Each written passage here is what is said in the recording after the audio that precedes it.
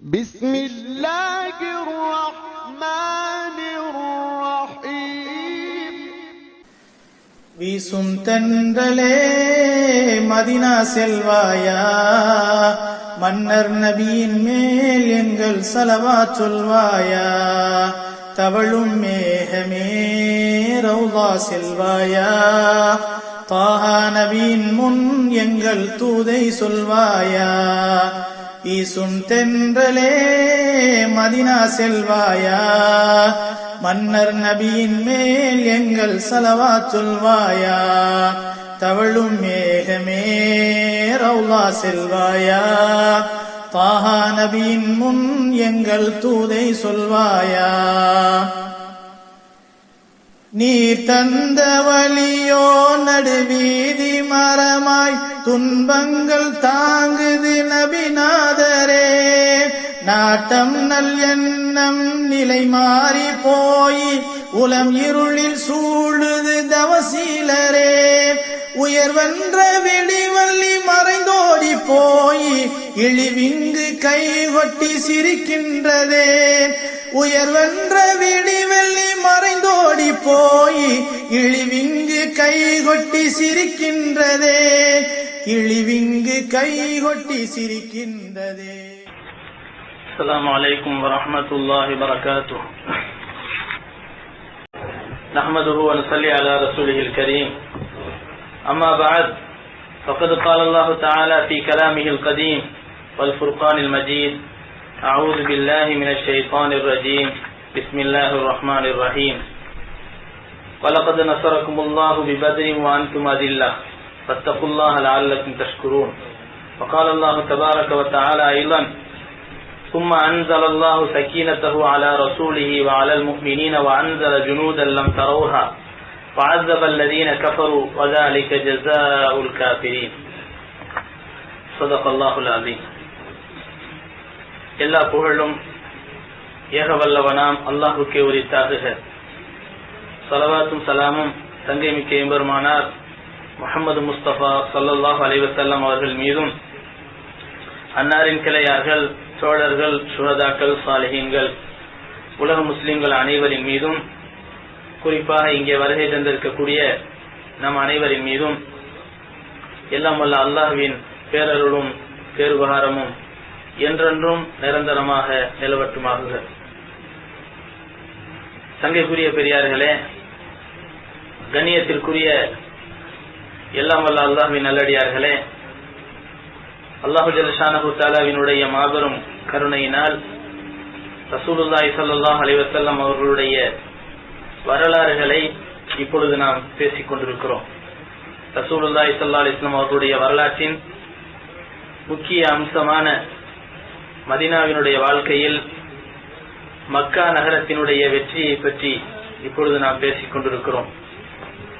மக்காவிற்கு உள்ளே ரசூலுல்லாஹி ஸல்லல்லாஹு அலைஹி வஸல்லம் அவர்கள் ஹிஜ்ரி 8வது வருடம் பிறை ரமலான் மாதம் பிறை 17வது அன்று மக்கா நகரத்திற்குள்ளே வெற்றி வீரராக ரசூலுல்லாஹி ஸல்லல்லாஹு அலைஹி வஸல்லம் அவர்கள் நுழைகிறார்கள். அங்கே நுழைந்து காபாவிற்குள்ளே சென்று அங்கே இருக்கக்கூடிய சிலைகளை எல்லாம் அகற்றிவிட்டு தூய்மைப்படுத்திய நிலைமையிலே அங்கே 2 ரக்காத் தொழுது முடித்ததற்கு பிறகு வெளியே வந்து மக்களை பார்த்து உபதேசம் செய்கிறார்கள். அந்த உபதேசத்திலே முக்கியமான ஒரு உபதேசமாக அந்த மக்களுக்கு மத்தியிலே இருந்த ஏற்றத்தாழ்வுகளை நீக்குகின்ற வகையிலே ரசூலுல்லாஹி ஸல்லல்லாஹு அலைஹி வஸல்லம் அவர்கள் சொன்னார்கள்: யா மாஷர குரைஷ், இன்னல்லாஹ கத் அத்ஹப அன்கும் தக்வத்தல் ஜாஹிலியா. குறைஷி கூட்டத்தார்களே, நிச்சயமாக அல்லாஹ் உங்களை விட்டும் அறியாமை காலத்தினுடைய மூட பழக்க வழக்கங்களை போக்கிவிட்டான். ஃபதஅல்லுமஹா பில் ஆபா, தங்களுடைய முன்னோர்களின் மூலமாக தங்களை பெருமைப்படுத்திக் கொள்கின்ற ஏற்றத்தாழ்வு என்ற இந்த மோசமான பழக்க வழக்கங்களையும் உங்களை விட்டு நீக்கிவிட்டான். அன்னாசு மின் ஆதம், மனிதர்கள் அனைவரும் ஆதமுடைய மக்களாக இருக்கிறீர்கள். வ ஆதமு மின் துராப், அந்த எல்லா மக்களுக்கும் அடிப்படையாக இருக்கக்கூடிய ஆதம் அலைஹிஸ்ஸலாம் அவர்கள் மண்ணிலிருந்து படைக்கப்பட்டிருக்கிறார்கள். பிறகு ஒரு வசனத்தை ரசூலுல்லாஹி ஸல்லல்லாஹு அலைஹி வஸல்லம் அவர்கள் சொல்லி காட்டினார்கள். சூரத்துல் ஹுஜராத் என்ற அத்தியாயத்தினுடைய 13வது வசனம். யா அய்யுஹன் நாஸ், மனிதர்களே, இன்னா ஹலக்னாகும் மின் ذكரின் வ உன்ஸா வஜஅல்னாகும் ஷுஊபன் வ கபாயில லிதஆரஃபு இன்ன அக்ரமக்கும் இன்தல்லாஹி அத்காக்கும் இன்னல்லாஹ அலீமுன் கபீர். மனிதர்களே, நிச்சயமாக நாம் தான் உங்களை படைத்தோம். ஒரு ஆண் ஒரு பெண்ணிலிருந்து உங்கள் அனைவரையும் படைத்தோம். மேலும் உங்களுக்கு மத்தியில் உங்களிலே பல கிளைகளையும் பல கூட்டத்தார்களையும் நாம் உருவாக்கியதற்கு காரணம் லிதஆரஃபு, நீங்கள் ஒருவருக்கொருவர் அறிமுகமாகிக் கொள்ள வேண்டும் என்பதற்காக. நிச்சயமாக உங்களிலே மிக கண்ணியமானவர் அல்லாஹ்விடத்திலே யார் அல்லாஹ்வை மிகவும் அதிகமாக அஞ்சக்கூடியவராக இருக்கிறாரோ அவர்தான். நிச்சயமாக அல்லாஹ் நீங்கள் என்ன செய்கிறீர்கள் என்பதை அறிந்து இன்னும் செய்திகளை தெரிந்தவனாக இருக்கின்றான் என்று அல்லாஹ் தஆலா சொல்லி காட்டக்கூடிய வசனத்தை ரசூலுல்லாஹி ஸல்லல்லாஹு அலைஹி வஸல்லம் அவர்கள் ஓதி காட்டுகிறார்கள். ஓதி காட்டி மக்களை பார்த்து கேட்கிறார்கள், மக்களே, உங்களுக்கு மத்தியில் நான் எப்படி நடப்பேன் என்று நீங்கள் எதிர்பார்க்கிறீர்கள்? அந்த மக்கள் சொன்னார்கள், முஹம்மதே, நீங்கள் ஒரு சிறந்த மனிதருடைய மகனாகவும் இருக்கிறீர்கள். எனவே நீங்கள் நிச்சயமாக எங்களை மன்னிப்பீர்கள் என்று நாங்கள் விரும்புகிறோம். பெருமானார் ஸல்லல்லாஹு அலைஹி வஸல்லம் அவர்கள் சொன்னார்கள், யூசுப் அலைஹிஸ்ஸலாம் தங்களுடைய சகோதரர்களை பார்த்து சொன்னார்களே, அந்த வசனத்தை ஓதி காட்டுகிறார்கள். லா தஸீப அலைக்குமுல் யௌம், இன்றைய தினம் உங்களுக்கு மத்தியில் எந்த பழிவாங்கலும் கிடையாது, உங்கள் அனைவரையும் நான் மன்னித்து விட்டேன். இத்ஹபு அன்தும் துலகா, செல்லுங்கள், நீங்கள் அனைவரும் விடுதலை பெற்றவர்கள் என்பதாக ரசூலுல்லாஹி ஸல்லல்லாஹு அலைஹி வஸல்லம் அவர்கள் சொல்லி காட்டுகிறார்.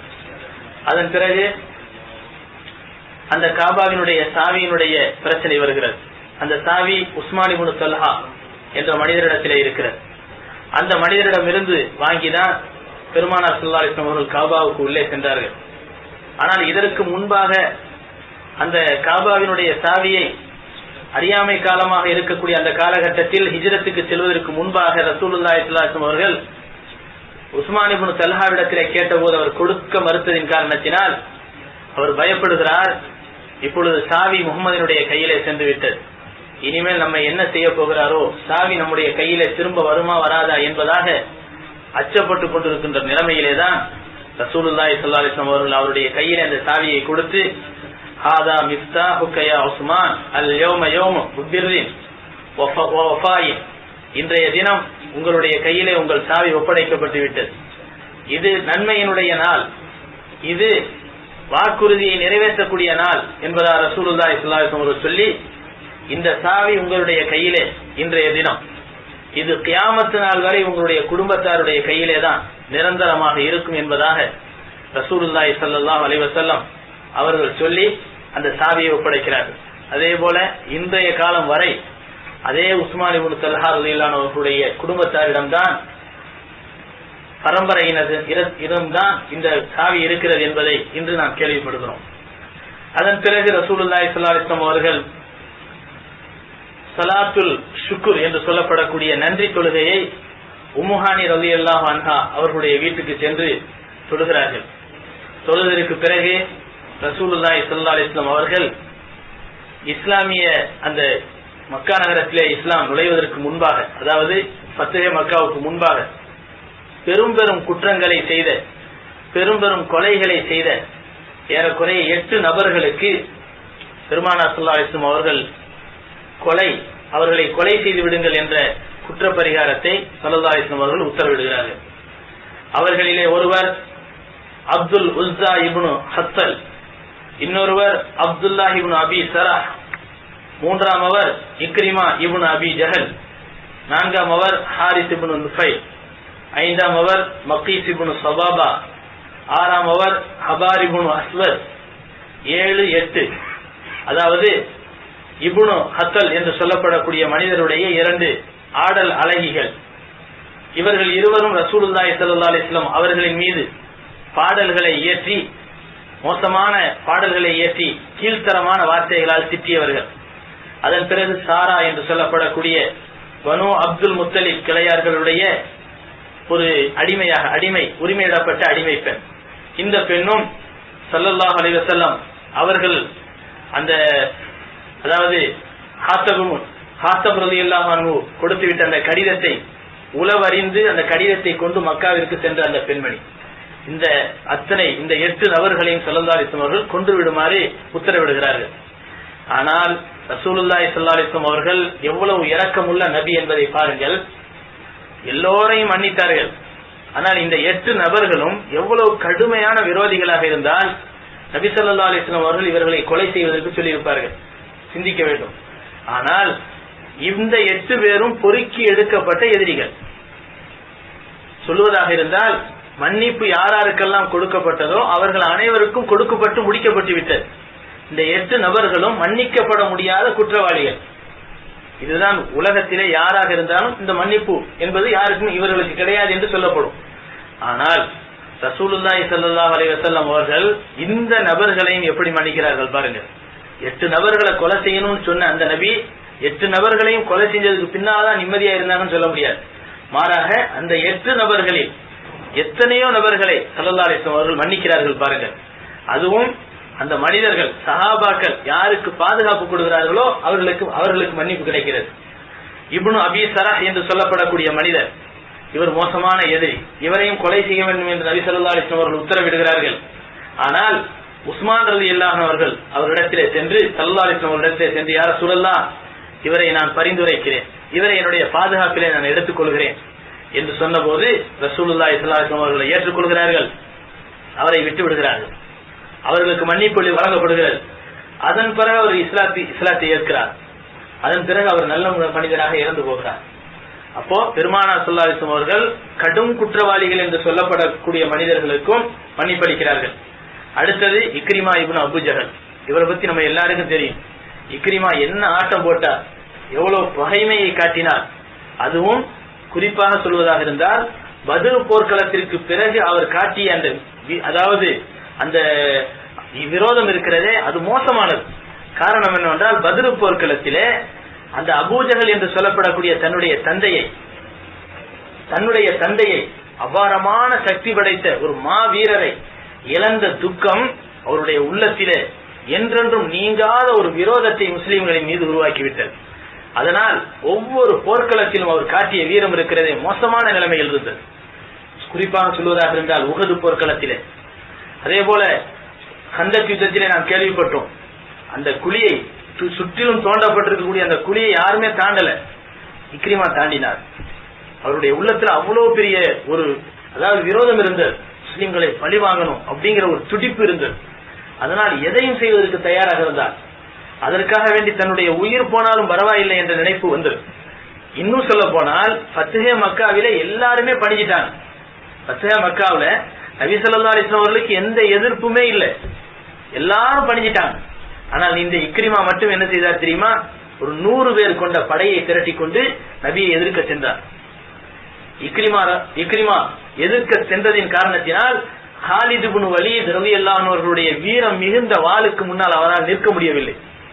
ஓட்டம் பிடித்து ஓடி வந்து மக்காவுக்குள்ளே வந்து நுழைந்து கொண்டார். இவர்களை எல்லாம் கொல்ல வேண்டும் என்று சொன்னவுடன் இக்ரிமாவுக்கு உயிர் பயம் ஏற்பட்டு விட்டது. எனவே என்ன செய்தார்?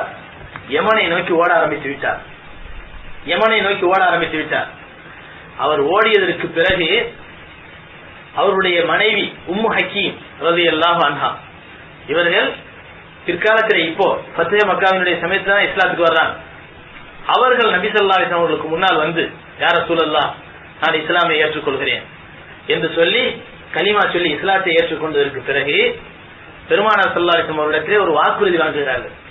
என்னுடைய கணவர் அபூ ஜஹலுடைய மகன் இக்ரிமா இவர் இருக்கிறாரே, தாங்கள் அவரை ஒரு குற்றவாளி என்பதாக சொன்னதின் காரணத்தினால், மன்னிக்கப்பட முடியாத மாபெரும் குற்றவாளி என்று சொன்னதின் காரணத்தினால் அவர் உயிருக்கு பயந்து யமனை நோக்கி ஓடிவிட்டார். நான் அவரை காப்பாற்ற வேண்டும். அவருக்கு நான் பாதுகாப்பு கொடுக்கிறேன்.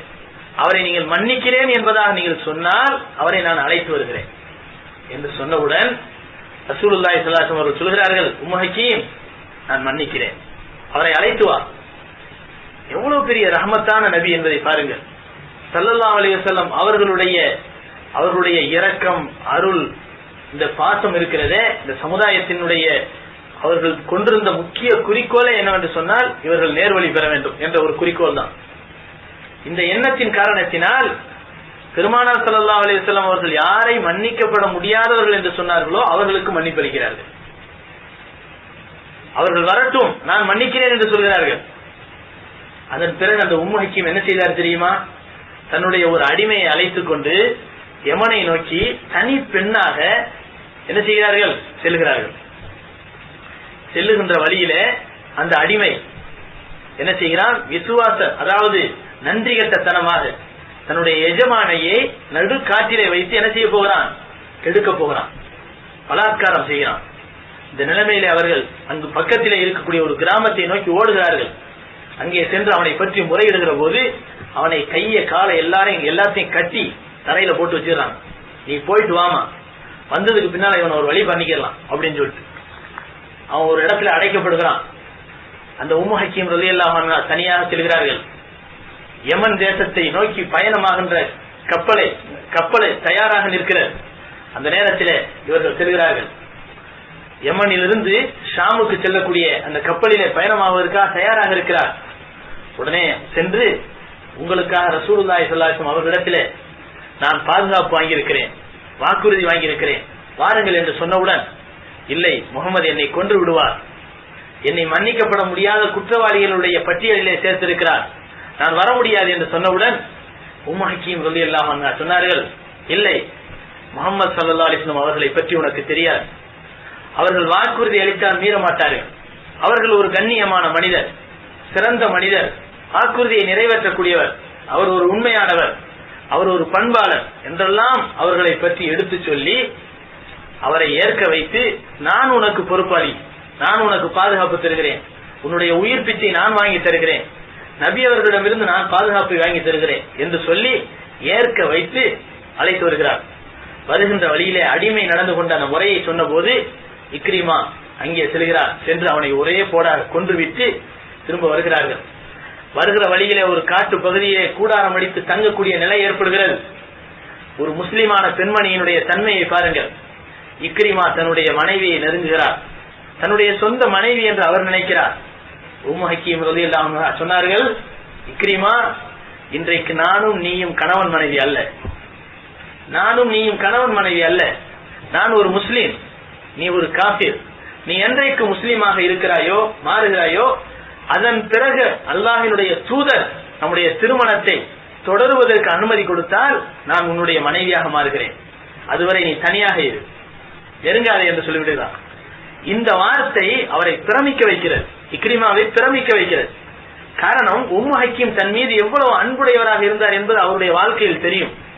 அப்படி இருந்தும் கூட இவ்வளவு அன்பையும் பாசத்தையும் பொழிந்து கொண்டிருந்த நம்முடைய உயிருக்கு உயிரான அன்பு மனைவி ஒரு கூடாரத்திற்குள்ளே தங்குகின்ற நேரத்திலும் ஒரு மார்க்கத்தை பின்பற்றுகிறார் என்று சொன்னால் அந்த மார்க்கம் மகத்தானதாகத்தான் இருக்கும் என்று நினைக்கிறார். எனவே மாறி மாறி வருகிறது அந்த மார்க்கத்தை பற்றிய ஞானம் சிந்தனையும், அந்த மார்க்கத்திற்குரிய முஹம்மது ஸல்லல்லாஹு அலைஹி வஸல்லம் அவர்களுடைய சிந்தனையும் அவருடைய உள்ளத்திலே மாறி மாறி வருகிறது. அவரை பிரமிக்க வைக்கிறது. சிந்திக்கிறார். எந்த ஒரு முடிவும் எடுப்பதற்கு அவர் தயாராக இருக்கவில்லை. காரணம், அல்லாஹ்வினுடைய தூதருடைய சபைக்கு சென்றதற்கு பிறகுதான் அங்கே என்ன நடக்கிறது என்பதை அவர் காணப்போகிறார். அதன் பிறகுதான் அவர் ஒரு முடிவுக்கு வர முடியும். அதுவரை அவருடைய வாழ்க்கை கேள்விக்குறியாகத்தான் அவருக்கு இருக்கும். எனவே அவர் சிந்திக்கிறார். சிந்தித்துக் கொண்டே போகிறார்.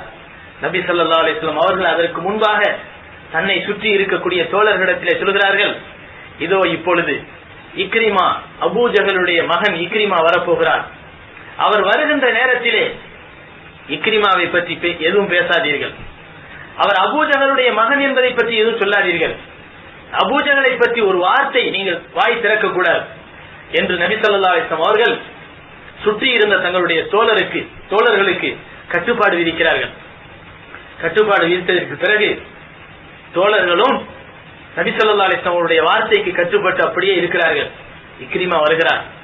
நபி ஸல்லல்லாஹு அலைஹி வஸல்லம் அவர்கள் அதோடு இருந்து விடவில்லை, பேசாமல் இருக்கவில்லை. பெருமானார் ஸல்லல்லாஹு அலைஹி வஸல்லம் அவர்களுடைய நடவடிக்கையை பாருங்கள். ஒரு எதிரி, பயங்கரமான எதிரி, இன்னும் இஸ்லாத்துக்கு வரவில்லை, அவர் முஸ்லீமாக வருகிறாரா, முஸ்லீம் அல்லாத நிலைமையில் வருவாரா என்பது யாருக்கும் தெரியாது. இப்படிப்பட்ட நிலைமையில் நபி ஸல்லல்லாஹு அலைஹி வஸல்லம் அவர்கள் அவரின் மீது காட்டக்கூடிய அன்பை பாருங்கள். இக்ரிமா வருகிறார். பெருமானார் ஸல்லல்லாஹு அலைஹி வஸல்லம் அவர்கள் தங்களுடைய மேனியிலே சட்டை எதுவும் அணியாமல் ஒரு போர்வையை போர்த்தியவர்களாக அமர்ந்திருக்கிறார்கள். இக்ரிமாவினுடைய வரவு தெரிவிக்கப்படுகிறது. நபி ஸல்லல்லாஹு அலைஹி வஸல்லம் அவர்கள் ஆர்வத்தோடு எழுந்து ஓடோடி செல்கிறார்கள் அந்த இக்ரிமாவை வரவேற்பதற்காக. யாரை பார்த்து வரவேற்கிறதுக்கு? அபூபக்கரை வரவேற்கிறதுக்கு இல்ல, உமர் ரலியல்லாஹு வரவேற்கிறதுக்கு இல்ல. இவர்களெல்லாம் பாசமுள்ள நண்பர்கள். இவர்களை வரவேற்பதற்கு அவர்கள் சென்றிருந்தால் இந்த சமுதாயம் சொல்லியிருக்கும் ரொம்ப நெருக்கமான சொந்தங்கள், நெருக்கமான நண்பர்கள், அதனால் பாசத்தோடு வந்தார்கள் என்று சொல்லியிருக்கும். ஆனால் நபி ஸல்லல்லாஹு அலைஹி வஸல்லம் அவர்கள் வரவேற்க போகின்ற அந்த மனிதர் இஸ்லாத்திற்கு பல போர்க்களங்களின் மூலமாக குந்தகம் விளைவித்தவர், பாதிப்புகளை உண்டாக்கியவர், பல முஸ்லிம்களை தன்னுடைய வாளுக்கு இரையாக்கியவர். இன்றும் அவர் விஷத்தோடு தான் இருக்கிறார் என்று தெரியும். இந்த நிலைமையில் அவர் ஒரு பயங்கரமான கொலை குற்றவாளி என்பதாக அறிவிக்கப்பட்டிருக்கிறது. இந்த நிலைமையில் ரசூலுல்லாஹி ஸல்லல்லாஹு அலைஹி வஸல்லம் அவருடைய நடவடிக்கை சஹாபாக்களை எல்லாம் ஆச்சரியத்திலே ஆழ்த்துகிறது. எழுந்து ஓடோடி செல்கிறார்கள். சரித்திரத்தை பதிவு செய்கிறார்கள். நபி ஸல்லல்லாஹு அலைஹி வஸல்லம் அவருடைய ஆர்வம் போலியானதாக இருக்கவில்லை. மாறாக அவர்கள் சென்ற அந்த வேகத்தின் காரணத்தினால் மேனியிலே போர்த்தியிருந்த ஒரு போர்வையும் கீழே விழுகிறது. வெறும் மேனியோடு சென்ற ஸல்லல்லாஹு அலைஹி வஸல்லம் அவர்கள் சென்று அந்த இக்ரிமாவை கட்டி அணைத்து ஆற தழுவுகிறார்கள். தழுவி கொண்டு வந்து பக்கத்திலே உட்கார வைக்கிறார்கள். உடனே இக்ரிமா புல்லரித்து போகிறார். அப்படியே புல்லரித்து போன அந்த இக்ரிமா தன்னை மறந்து சொல்கிறார், நான் ஒரு சிறந்த மனிதருக்கு முன்னால் வந்திருக்கிறேன், ஒரு சிறந்த மனிதருக்கு முன்பாக வந்திருக்கிறேன், இதுவரை இந்த மனிதருடைய பண்பை நான் அறியாமல் இருந்து விட்டேன் என்பதாக சொல்லி நபி ஸல்லல்லாஹு அலைஹி வஸல்லம் அவர்களுடைய பண்புகளை எல்லாம் ஒட்டு மொத்தமாக தன்னுடைய உள்ளத்திலே இருத்திய நிலைமையில் அவர்களுடைய கரத்தை பிடித்து அஷ்ஹது அல்லா இலாஹ இல்லல்லாஹ் வ அஷ்ஹது அன்னக ரசூலுல்லாஹ் என்பதாக கலிமாவை சொல்லி இஸ்லாத்துக்கு வருகிறார். இக்ரிமாவினுடைய ஒரு இஸ்லாம், அவருடைய மாற்றம் இந்த சமுதாயத்திற்கு கிடைத்த மாபெரும் வெற்றி. இக்ரிமா என்ன செய்தார் அதன் பிறகு அது பின்னால் இன்ஷா அல்லாஹ் சொல்லப்படும். இக்ரிமா அந்த மாற்றத்திற்கு பிறகு நபி ஸல்லல்லாஹு அலைஹி வஸல்லம் அவர்களிடத்திலே சொல்கிறார், யா ரசூலல்லாஹ், இந்த மார்க்கத்துக்கு நான் செய்த பாதிப்புகள் கொஞ்ச நஞ்சம் அல்ல, எவ்வளவு பெரிய பாதிப்புகளை செய்திருக்கிறேன், எவ்வளவு பெரிய இடைஞ்சல்களை இந்த மார்க்கத்திற்காக செய்திருக்கிறேன், எத்தனையோ நபர்களை எல்லாம் நான் கொன்று ஒழித்திருக்கிறேன். ஆனால் இதற்கெல்லாம் பகரமாக இந்த மார்க்கத்திற்கு நான் உதவி செய்யாதவரை இந்த இக்ரிமா ஓயவே மாட்டேன் என்பதாக அங்கே ஒரு சூளுரை செய்கிறார், அங்கே ஒரு சவால் விடுக்கிறார். அதன் பிறகு அவருடைய நடவடிக்கையே வேறு மாதிரி இருக்கிறது. எந்த சக்திகளை எல்லாம் ஒன்று திரட்டி இந்த மார்க்கத்தை அழிக்க நினைத்தாரோ அந்த இக்ரிமா அனைத்து சக்திகளையும் ஒன்று திரட்டி ஈமானுடைய பலத்தையும் ஒருங்கு சேர்த்தவராக இந்த மார்க்கத்திற்காக பாடுபட்டார் என்பதை பின்னால் வரப்போகின்ற சரித்திரங்களின் மூலமாக பார்க்க முடியும். அதே போல இக்ரிமாவுக்கும் மன்னிப்பு வழங்கப்படுகிறது. அதன் பிறகு இப்னு கத்தல் என்று சொல்லப்படக்கூடிய அந்த மனிதர், இவர் என்ன செய்தார் தெரியுமா? இவர் ஒரு பயங்கரமான கடும் குற்றவாளி. இவர் தன்னுடைய உயிரை பாதுகாத்துக் கொள்வதற்காக வேண்டி கௌபாவுக்கு மேலே ஏறி கௌபாவினுடைய திரைக்குள்ளே பதுங்கிக் கொள்கிறார். ஸல்லல்லாஹு அலைஹி வஸல்லம் அவர்கள் முன்னாலே சொன்னார்கள், இந்த 8 பெரும் குற்றவாளிகளும் காபாவின் திரைக்குள் ஒளிந்தாலும் இழுத்து வரப்பட்டு கொல்லப்பட வேண்டும் என்று சொன்னார்கள். ஏற்கனவே சொல்லியிருந்தார்கள். அதே போல சஹாபாக்கள் அவர்களை அந்த மனிதரை இழுத்து வந்து கொலை செய்கிறார்கள்.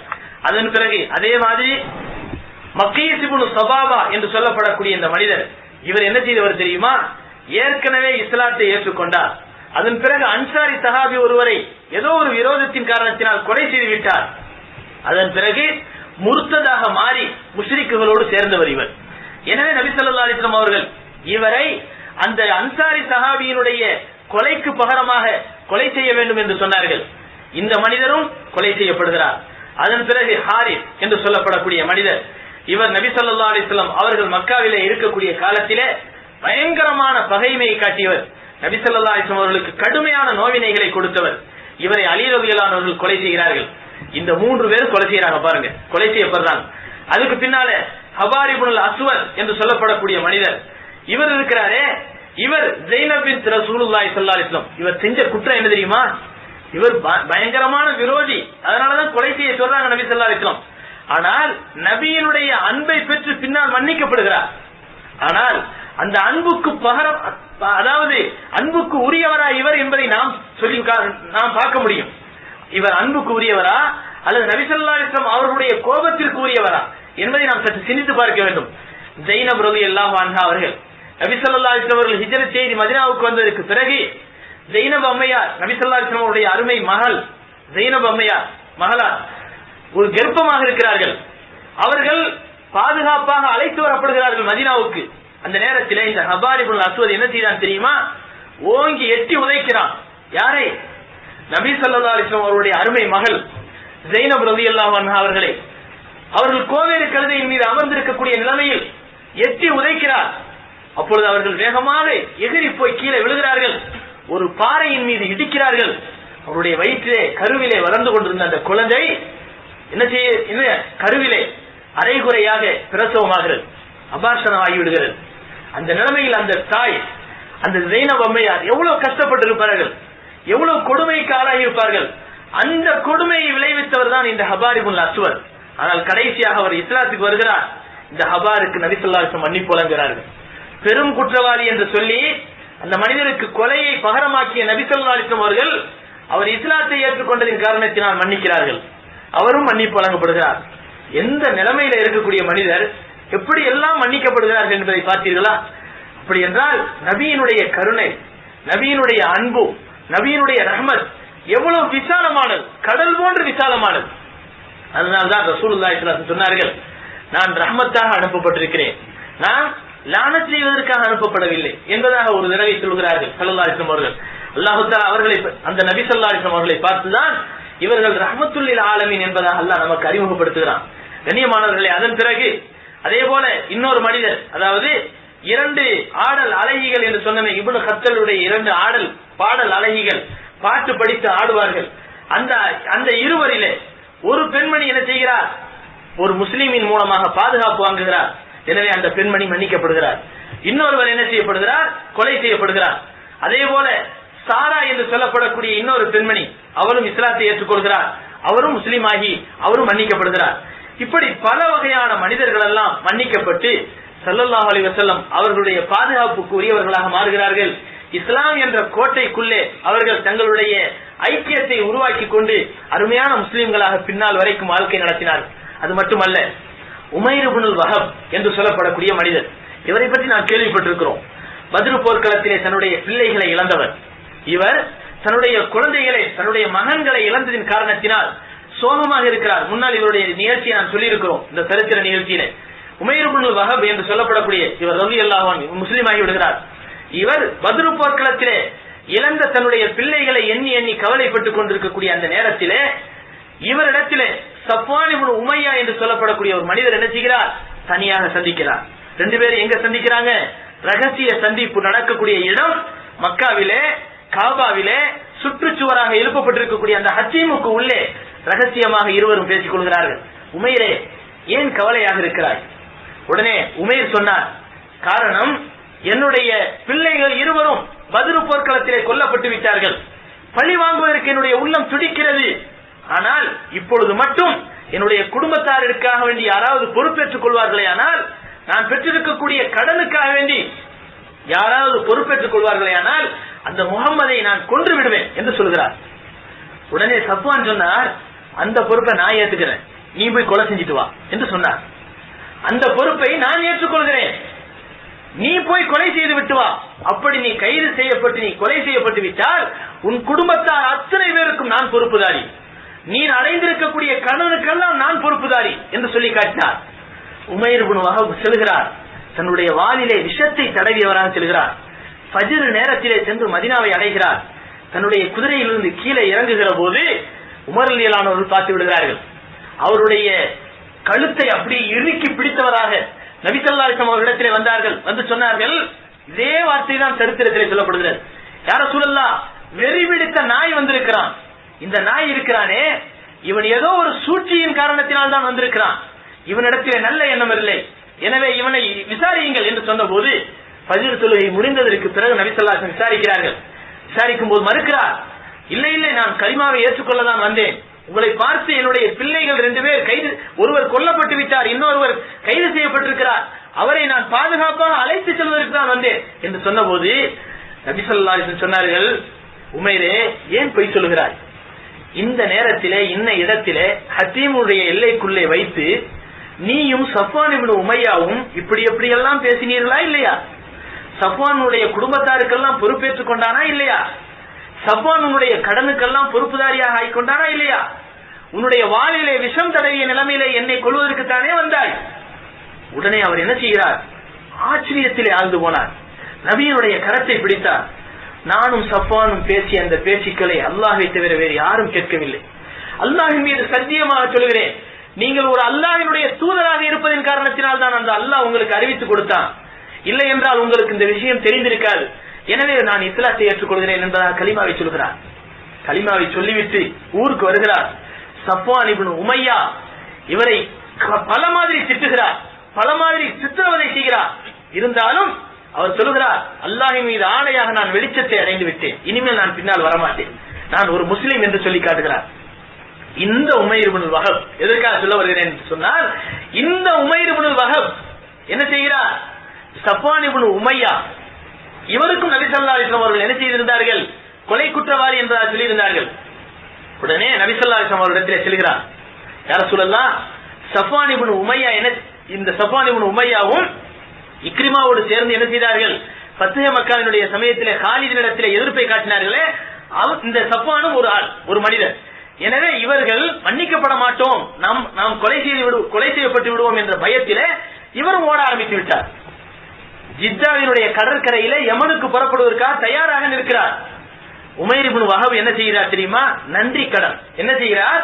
எப்படி இருந்தால் நம்ம குடும்பத்தை நினைச்சு பார்த்தவர் அவர், அதனால இவருக்கு ஹிதாயத்து கிடைச்சிட்டா நமக்கு சந்தோஷம் தானே, அப்படி ஒரு ஆர்வத்தை கொடுக்கிறார். உடனே நபி ஸல்லல்லாஹு அலைஹி வஸல்லம் அவர்களிடத்திலே வருகிறார்கள். உமைர் ரலியல்லாஹு அன்ஹு வந்து, யா ரசூலல்லாஹ், சஃப்வானை பற்றி உங்களுக்கு தெரியும், அவர் இப்பொழுது ஊரை விட்டு ஓடிவிட்டார், அவருக்கு உயிர் பாதுகாப்பு கொடுக்க வேண்டும், நான் அவருக்கு பொறுப்பேற்றுக் கொள்கிறேன், எனக்காக அவருக்கு உயிர் பாதுகாப்பு கொடுங்கள் என்று சொன்னவுடன், உமைரே ஆகட்டும், நான் அவருக்கு உயிர் பாதுகாப்பு கொடுக்கிறேன், அவரை அழைத்து வா, நான் மன்னித்து விடுகிறேன் என்று நபி ஸல்லல்லாஹு அலைஹி வஸல்லம் சொல்கிறார்கள். உடனே உமைர் என்ன சொன்னார் தெரியுமா? யா ரசூலல்லாஹ், நான் சென்றால் அவர் என்னை நம்ப மாட்டார். காரணம், ஏற்கனவே அவர் சொன்ன கடமையை நான் சரியாக நிறைவேற்றாமல் நான் இஸ்லாத்திற்கு அடிமையாகிவிட்டேன். இப்பொழுது நான் சென்று அவரிடத்திலே சொன்னால் ஒன்று என்னை கொல்லுவார் அல்லது என்னை நம்ப மாட்டார். எனவே அவர் நம்புவதற்காக வேண்டி ஆதாரமாக ஏதாவது ஒரு பொருளை எனக்கு கொடுங்கள் என்று சொன்ன போது நபி ஸல்லல்லாஹு அலைஹி வஸல்லம் அவர்கள் தங்களுடைய தலைப்பாகையை கலட்டி கொடுக்கிறார்கள். தங்களுடைய தலைப்பாகையை கலட்டி உமைருடைய கையிலே கொடுத்து, இதுதான் ஆதாரம், இதை எடுத்துக்கொண்டு போ என்பதாக நபி ஸல்லல்லாஹு அலைஹி வஸல்லம் அவர்கள் சொல்கிறார்கள். அந்த தலைப்பாகை எடுத்துக்கொண்டு வேகமாக செல்கிறார். ஜித்தாவினுடைய கடற்கரை ஓரமாக செல்கிறார். சஃப்வானை சந்திக்கிறார்.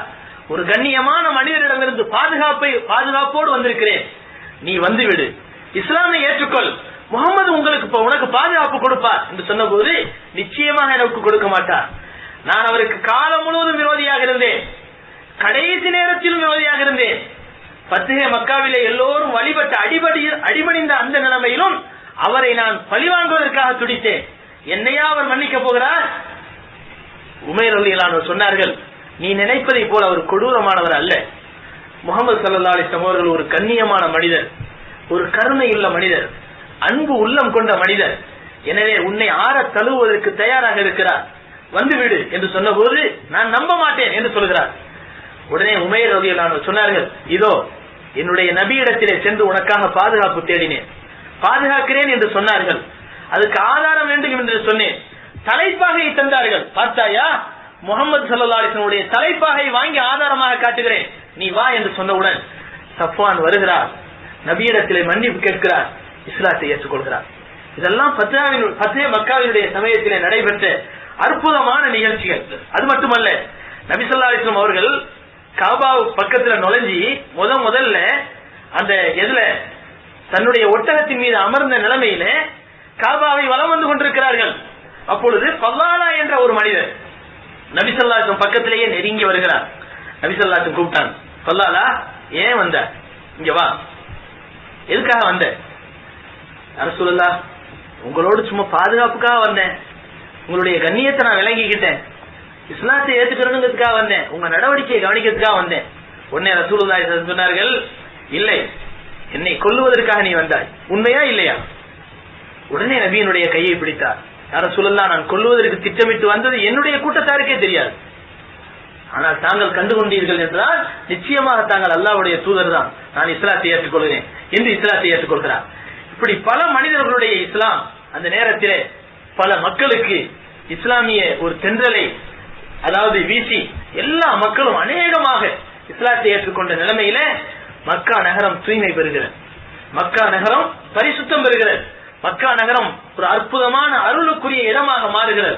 இந்த நிலைமையில ரசூலுல்லாஹி ஸல்லல்லாஹு அலைஹி வஸல்லம் அவர்கள் எல்லா மக்களுக்கு மத்தியிலே ஒரு உபதேசம் செய்கிறார்கள். அய்யுஹன்னாஸ், மனிதர்களே, இன்னல்லாஹ ஹர்ரம மக்கா யௌம கலக்கஸ் ஸமாவாதி வல் அர்த், வானங்களையும் பூமியையும் எப்பொழுது அல்லாஹ் படைத்தானோ அன்றைய தினத்திலிருந்தே அல்லாஹ் தஆலா அந்த மக்காவை ஹரமாக்கி விட்டான். மக்காங்கிறது இடையில ஹரமா மாறினது கிடையாது. எப்போ வானங்கள் பூமியை அல்லாஹ் படைச்சானோ அப்பவே மக்காவை ஹரமாக்கிட்டான், அல்லாஹ் கண்ணியமான இடமாக்கி விட்டான்.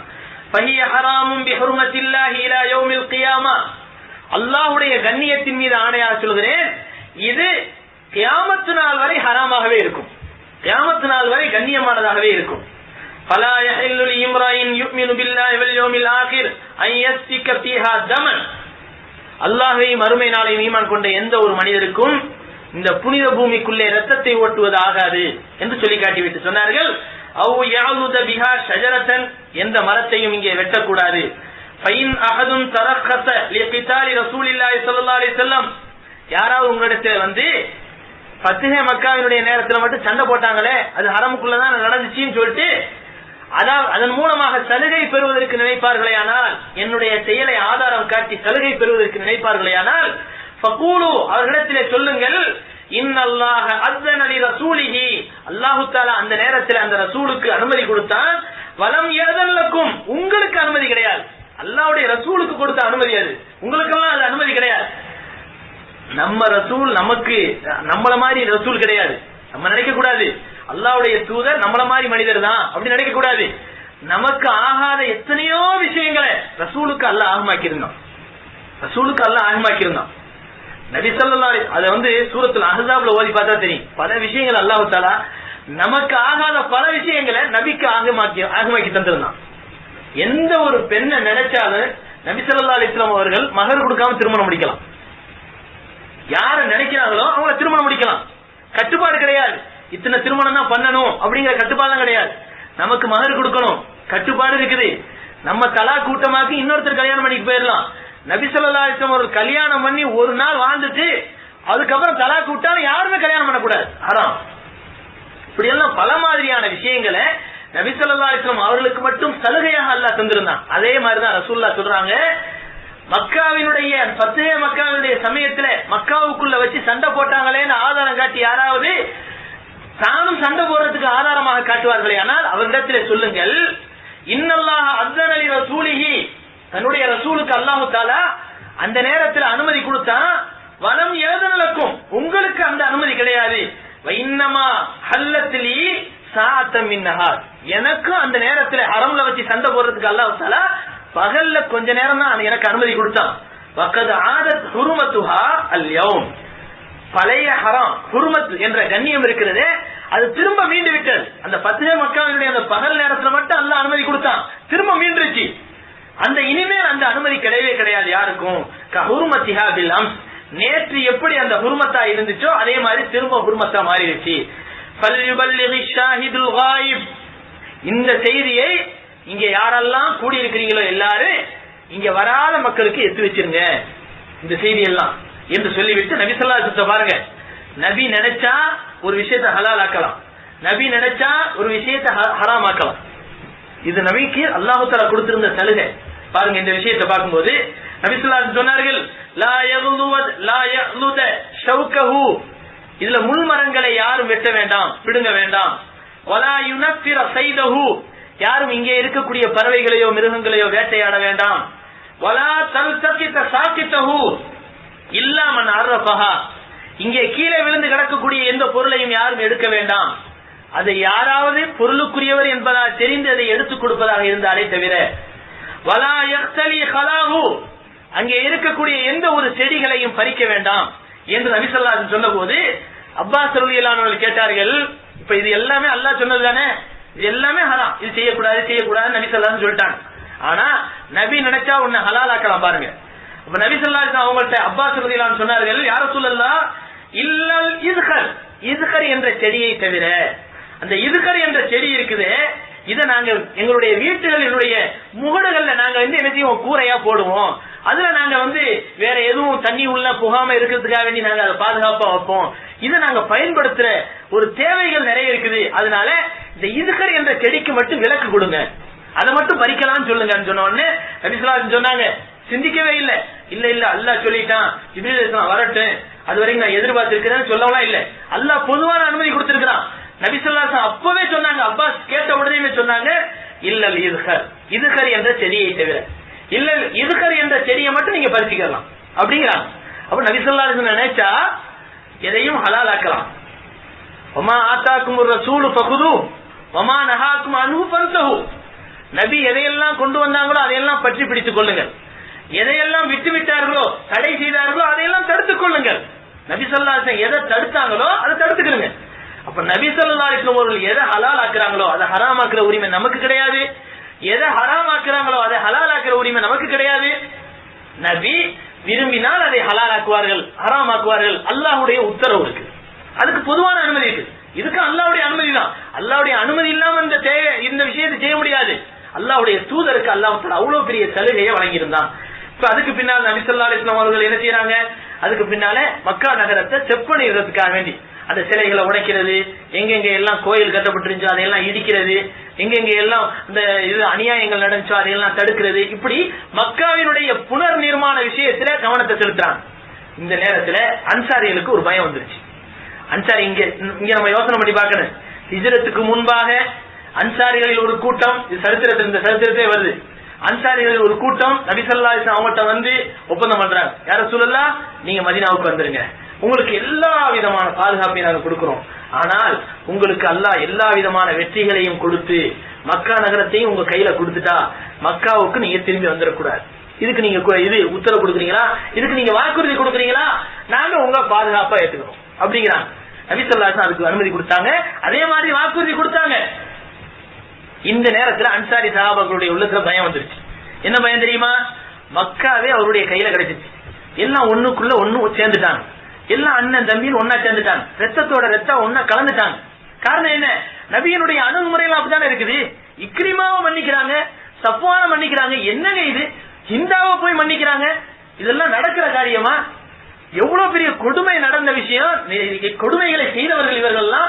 அபூ சுஃபியான் எல்லா போருக்குமே தலைமையேற்று நடத்தினவரு, இவரை மன்னிக்கிறாங்க, கேட்டா எல்லாம் எங்க குடும்பங்கிறாங்க. அப்போ ஒண்ணுக்குள்ள ஒண்ணு எல்லாம் கலந்து போயிட்டாங்க, ரத்தம் எல்லாம் ஒன்னா சேர்ந்துருச்சு.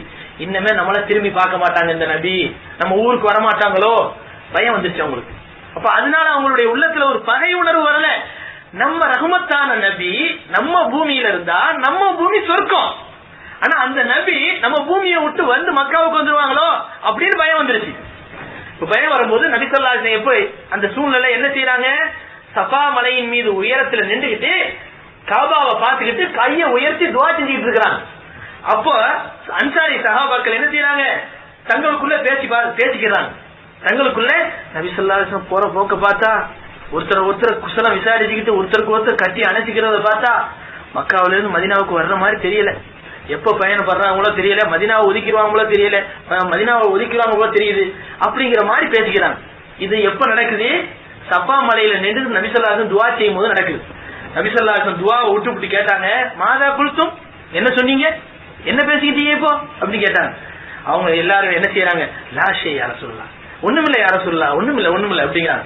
உடனே நபி ஸல்லல்லாஹு அலைஹி வஸல்லம் கேட்டுக்கிட்டே இருக்கிறாங்க, என்ன சொன்னீங்க சொல்லுங்க, என்ன சொன்னீங்க, அதாவது வாய்மொழி ஆதாரத்தை காட்டுறதுக்கு பாக்குறாங்க. உடனே அந்த சஹாபாக்கள் சொன்னாங்க, யா ரசூலுல்லாஹ் இன்னென்ன விஷயத்தை நாங்க பேசிக்கிட்டோம், இன்னென்ன விஷயத்தான் நாங்க பேசிக்கிட்டோம், நாங்க போற போக்க பார்த்தா நீங்க இங்கே ஐக்கியமா இருங்க இவ்வளவு தெரியுது, அதனால குடும்பத்தோட ஒன்னா கலந்து போயிருங்க இவ்வளவு தெரியுது, மதீனாவை திரும்பி பார்க்க மாட்டீங்களோ எங்களுக்கு பயமா இருக்கு யா ரசூலுல்லாஹ் அப்படின்ற உடனே நபி ஸல்லல்லாஹு அலைஹி வஸல்லம் சொன்னாங்க, மஆதல்லாஹ், அல்லாஹ் என்னை காப்பாற்றுவானா. எப்படி இதுக்கு ஒரு மஆதல்லாஹ் சொல்லணுமா? இந்த மஆதல்லாஹ் எப்ப சொன்ன வார்த்தை தெரியுமா? யூசுப் அலைஹிஸ்ஸலாம், யூசுப் அலைஹிஸ்ஸலாத்தை அந்த அரசருடைய வீட்டுல இருக்கும்போது அந்த பெண்மணி தீய காரியத்துக்காக அழைக்கின்ற அந்த சந்தர்ப்பத்தில் யூசுப் அலைஹிஸ்ஸலாம் சொன்ன வார்த்தை கால மஆதல்லாஹ், அந்த வார்த்தை நபி ஸல்லல்லாஹு அலைஹி இங்க சொல்றாங்க, மாதல்லா, அல்லாஹ் என்னை பாதுகாப்பானாக, அல்லாஹ் என்னை பாதுகாப்பானாக. நான் அப்படி இல்லை. அல் மஹ்யா மஹ்யாக்கும், நான் வாழும் இடம் உங்கள் வாழும் இடம் தான். நான் வாழ்றேன்னு சொன்னா உங்களுடைய வாழும் இடத்துல நான் வாழ்வேன். நான் மௌத்தாறேன்னு சொன்னா அது உங்க இடமா தான் இருக்கும். நான் இருப்பதும் இறப்பதும் உங்கள் இடத்தில் தான். அதனால நீங்க கவலைப்படாதீங்க. நபி ஸல்லல்லாஹு அலைஹி வஸல்லம் அங்கேயும் நன்றி பெருக்கோடு செயல்படுகிறார். அப்ப அன்சாரிகள் திருப்தியோட என்ன செஞ்சிடறாங்க, தங்களுடைய வேலையை கவனிக்கிறாங்க.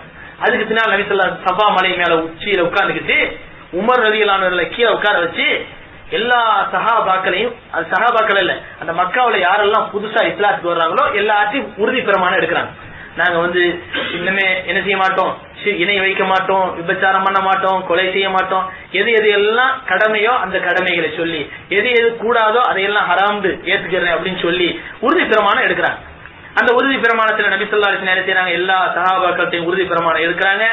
எடுத்ததுக்கு பின்னால ஆண்களுடைய பகுதி ஃபுல்லா முடிஞ்சிருச்சு. அதுக்கு பின்னால பெண்களுடைய ஒரு பெரிய கூட்டம் வருது. பெண்களுடைய ஒரு பெரிய கூட்டத்துல நபி ஸல்லல்லாஹு அலைஹி வஸல்லம் எல்லாரையும் வரிசையா உட்கார வச்சு நபி ஸல்லல்லாஹு அலைஹி வஸல்லம் சொல்றாங்க, அது உமர் ரலியல்லாஹு அன்ஹு சத்தம் போட்டு சொல்றாங்க, நான் இதை செய்ய மாட்டோம், நாங்க இதை செய்ய மாட்டோம். அப்போ உமர் ரலியல்லாஹு அன்ஹு சொல்ல அந்த மக்கள் எல்லாம் சொல்லுவாங்க. இது உறுதி பிரமாணம்.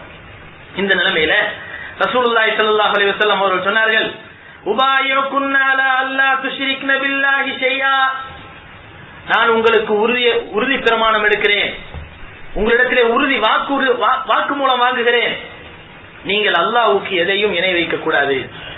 அப்ப இதை உமர் ரலியல்லாஹு அன்ஹு என்ன செய்யறாங்க, பெண்களுக்கு சொல்லி காட்டுறாங்க. ரசூலுல்லாஹி ஸல்லல்லாஹு அலைஹி வஸல்லம் சொன்ன உடனே எல்லா பெண்களும் சொல்றாங்க. அதுக்கு பின்னால் ரசூலுல்லாஹி ஸல்லல்லாஹு அலைஹி வஸல்லம் சொன்னாங்க, வலா தஸ்ரிக்ன, யாரு திருடக்கூடாது. உடனே அங்க இருந்த ஒரு பெண்மணி தன்னுடைய முகத்தை மூடிக்கிட்டு இருக்காங்க. முகத்தை மூடிக்கிட்டு இருந்த அந்த பெண்மணி சொல்றாங்க, யா ரசூலல்லாஹ், இன்ன அபா சுஃபியான் ரஜுலுன் ஷஹீஹுன், அபூ சுஃபியான் இருக்கிறாரே அவர் சரியான கஞ்சனா இருக்கிறார். அபூ சுஃபியான் பெரிய தலைவர் தான் மக்காவுல, ஆனா சரியான கஞ்சனா இருக்கிறார். அதனால பையன் ஆன அசபுத்து மின் மாலிஹி ஹனாத்தின், அவர் சட்டையை கட்டி போட்டிருக்கும் போது பாக்கெட்ல இருந்து நான் காசு எடுத்து என் குடும்பத்துக்காக தேவைக்கு புழங்கினேன்னு சொன்னா இது திருடாகுமா அப்படின்னு கேட்கிறாங்க. உடனே ரசூலுல்லாஹி ஸல்லல்லாஹு அலைஹி வஸல்லம் சொன்னார்கள், ஃபகால் அபூ சுஃபியான் சொன்னார், மா அசபத்தி ஃபஹுவலகி ஹலால். உடனே அபூ சுஃபியான் அங்க உட்கார்ந்து சொன்னார், உனக்கு அது ஹலால் தான், பேசாம எதுக்கு இந்த இடத்துல போய் என்னுடைய விஷயத்தை உடைக்க அப்படின்னு சொன்னார். உடனே நபி ஸல்லல்லாஹு அலைஹி வஸல்லம் சொன்னாங்க, ரசூலுல்லாஹி ஸல்லல்லாஹு அலைஹி வஸல்லம் சிரிச்சிட்டாங்க. சிரிச்சிட்டு சொன்னாங்க, இன்னைக்கு ஹிந்து, நீ ஹிந்து தானே, நீ ஹிந்தா தானே அப்படின்னு கேட்கிறாங்க. இப்ப மூடி இருக்கிறாங்க அவங்க முகத்தை. அதனால கேட்கிறாங்க, ஸல்லல்லாஹு அலைஹி வஸல்லம் சிரிச்சிட்டு சொல்றாங்க, நீ ஹிந்தா தானே, நீ பேசுற பேச்ச பார்த்தா நீ ஹிந்தா மாதிரி தான் தெரியுது. உடனே நபி ஸல்லல்லாஹு அலைஹி வஸல்லம் அவர்கள் சொன்ன உடனே முகத்திரையை விளக்குறாங்க. விளக்கிட்டு, நாம் யா நபி அல்லாஹ், ஆமா யா ரசூலல்லாஹ், ஃபஅஃபு அம்மா ஸலஃப், கடந்து போனதை என்னை மன்னித்து விடுங்க, நான் தெரியாம செஞ்சுட்டேன். எதை சொல்றாங்க, உங்களுடைய பெரிய தந்தை ஹம்சாவினுடைய நெஞ்சை கீறி நான் ஈரலையெல்லாம் எடுத்து கடிச்சு துப்புனனே, இதெல்லாம் மோசமான பழக்கம். உஹதுல கொல்லப்பட்டு ஷஹீதாக்கப்பட்டு கிடந்த அந்த சஹாபாக்களுடைய உடலை காலால எட்டி உதைச்சனே, இதெல்லாம் கொடுமை, நான் செஞ்சதெல்லாம் தப்புதான், என்னை மன்னிச்சிருங்க அப்படிங்கிறாங்க. அஃபல்லாஹு அன்கி, ரசூலுல்லாஹி சொல்றாங்க, அல்லாஹ் உன்னை மன்னிப்பானாக, அல்லாஹ் உன்னை மன்னித்து விட்டான். இது துஆவாவும் எடுத்துக்கலாம், செய்தியாவும் எடுத்துக்கலாம். அல்லாஹ் உன்னை மன்னித்து விட்டான் நபி ஸல்லல்லாஹு அலைஹி வஸல்லம் சொன்னாங்க. அதுக்கப்புறம் சொன்னாங்க, வலா யஸ்னி, என்ன ஒரு இஸ்லாத்தை ஏற்றுக்கொள்ளுகின்ற அந்த கட்டத்திலேயே ஒரு சட்டத்தை கேட்கிறாங்க பாருங்க, எப்படி இஸ்லாத்துக்கு வர்றாங்க பாருங்க. அப்போ அதுக்கடுத்து நபி ஸல்லல்லாஹு அலைஹி வஸல்லம் சொல்றாங்க, வலா யஸ்னி, என்ன யாரும் நீங்கள் விபச்சாரம் பண்ணக்கூடாது. ஆனா மக்கத்து பெண்கள் காபிரா இருக்கக்கூடிய நிலைமையிலும் அவர்களிடத்தில் இருந்த கொள்கையை பாருங்க. அந்த ஹிந்தா கேட்டாங்க, அவர் தஸ்னில் ஹர்ரா, ஒரு அதாவது சுதந்திர பெண்மணி விபச்சாரம் பண்ணுவாளா அப்படின்னு கேட்கிறாங்க. ஹிந்தா என்ற அந்த பெண்மணி கேட்கிறாங்க, அவர் தஸ்னில் ஹர்ரா, ஒரு சுதந்திரமான பெண்மணி விபச்சாரம் பண்ணுவாளா அப்படின்னு கேட்கிறாங்க. அதுக்கு பின்னால ரசூலுல்லாஹி சொல்றாங்க, வலா யக்துலன்ன அவுலாதஹுன்ன, உங்களுடைய குழந்தைகளை இனிமே கொலை செய்யாதீங்க. எல்லாம் பொம்பளை புள்ள பிறந்தா கொலை செஞ்சிட்டு இருந்தீங்கல்ல, இனிமே யாரும் கொலை செய்யக்கூடாது. உடனே அப்போ சொன்னாங்க, ஹிந்தா சொன்னாங்க, ரப்பைனா சிகாரன், எங்களுடைய பிள்ளைகளை எல்லாம் பார்த்து பார்த்து வளர்த்தோம், ஆனா வகதல்துமூஹும் கிபாரா, நீங்க பெரியவங்களா போன பிறகு எங்களுடைய பிள்ளைங்களை எல்லாம் கொலை செஞ்சிட்டீங்களே அப்படிங்கிறாங்க. பத்ர் போர்க்களத்தில் அவங்களுடைய மகன் ஹல்லலான்னு ஒருத்தர் கொலை செய்யப்பட்டிருந்தார், அதை சொல்லி காட்டுறாங்க. உடனே இந்த செய்தியை கேட்ட உடனேயுமே உமர் ரலியல்லாஹு அன்ஹு அவர்கள் என்ன செய்யறாங்க, சிரிக்கிறாங்க. அப்படியே மல்லாக்க விழுந்துடுறாங்க, சிரிச்சே மல்லாக்க விழுந்துடுறாங்க. என்னன்னா அது அறியாம காலத்துல நடந்தது. அதாவது இவங்க அறியாம காலத்துல இருந்து இஸ்லாத்துக்கு விரோதமா வந்தாங்க, அல்லாஹ் பழி வாங்கினான், அதுக்கு நாங்க என்ன செய்ய முடியுங்கிற மாதிரி சிரிக்கிறாங்க, மல்லாக்க விழுந்துடுறாங்க. அதுக்கப்புறம் ரசூலுல்லாஹி ஸல்லல்லாஹு அலைஹி வஸல்லம் சொல்றாங்க, வலா யத்தியன்ன பி புஹ்தான், உங்களை யாரையும் மீது இட்டு கட்டக்கூடாது. உடனே ஹிந்தா கேட்டாங்க, வல்லாஹி இன்னல் புஹ்தான் லஅம்ருன் கபீர், இட்டு கட்டுறது மோசமான பழக்கம், அது எப்படி நாங்க செய்ய முடியும்? வமா தஅமுருனா இல்லா பிர்ருஷ்தி வ மகாரிமில் அக்லாக், நீங்க எதையெல்லாம் ஏவுகிறீர்களோ எல்லாமே நேர்வழியை பற்றி தான் ஏவுகிறீர்கள், எல்லாமே நல்ல அக்லாக்குகளை தான் ஏவுகிறீர்கள் அப்படின்னு சொன்ன உடனே நபி ஸல்லல்லாஹு அலைஹி வஸல்லம் சொன்னாங்க, வலா யாசியன்ன ஃபீ மஅரூஃப், நல்ல விஷயத்துல அல்லாஹ்வுக்கு மாற்றம் செய்யாதீங்க. உடனே இந்த சொன்னாங்க, வல்லாஹி மா ஜலஸ்னா மஜ்லிஸனா ஹாதா வஃபி அன்ஃபுஸினா அன்னோசி, யா ரசூலல்லாஹ் அல்லாஹ்வுக்கு நாங்க மாற்றம் செய்யணும்னு நினைச்சிருந்தா இந்த மஜ்லிஸ்ல நாங்க உட்கார்ந்து இருப்போமா? உட்கார்ந்துக்க மாட்டோம். உட்கார்ந்து இருக்கோம்னு சொன்னா இனிமேல் உங்களுக்கும் வழிபடுவோம், அல்லாஹ்வுடைய ரசூலுக்கு அல்லாஹ்வுக்கும் நாங்க வழிபடுவோம் அப்படின்னு சொல்றாங்க. அதுக்கப்புறம் ஹிந்தா அந்த சபையிலிருந்து திரும்பி போறாங்க, தன்னுடைய வீட்டுக்குள்ள இருந்த சிலையை பார்த்து சொன்னாங்க, குன்னா மின்கி ஃபீ கரூர், உன் காரணத்தினால் தான் நாங்கள் அழிச்சாட்டியத்திலும் ஏமாற்றத்திலும் இருந்தோம் என்று சொல்லி அந்த சிலைகளை குப்புற தூக்கி போட்டு உடைத்தெறிகிறார்கள். இதெல்லாம் நபி ஸல்லல்லாஹு அலைஹி வஸல்லம் அவருடைய ஃபத்ஹே மக்காவுக்கு பிறகு நடக்கக்கூடிய நிகழ்ச்சிகள்.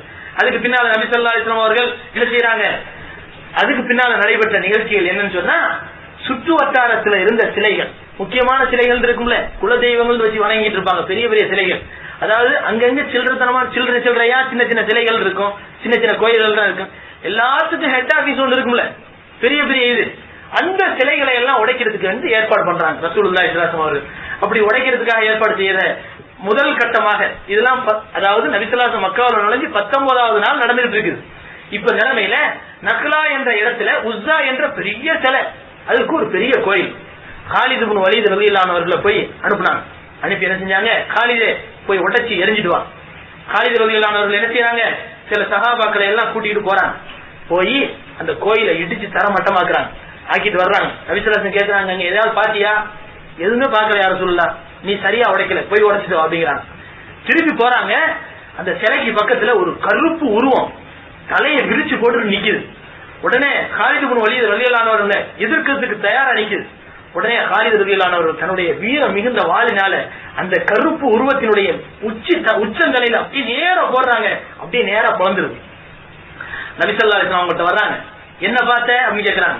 யா ரசூலல்லாஹ், ஒரு கருப்பு உருவம் தலைவிரி கோலமா நின்றுச்சு, என்னை தாக்குறதுக்கு முற்பட்டுச்சு, நான் வெட்டி எரிஞ்சிட்டேன். உடனே நபி ஸல்லல்லாஹு அலைஹி வஸல்லம் சொன்னாங்க, நாம் அதுதான் தில்கல் உஸ்ஸா, அதுதான் உஸ்ஸா என்ற தெய்வம், அதாவது அந்த ஷைத்தான், உஸ்ஸா என்ற ஷைத்தான் தான் அது.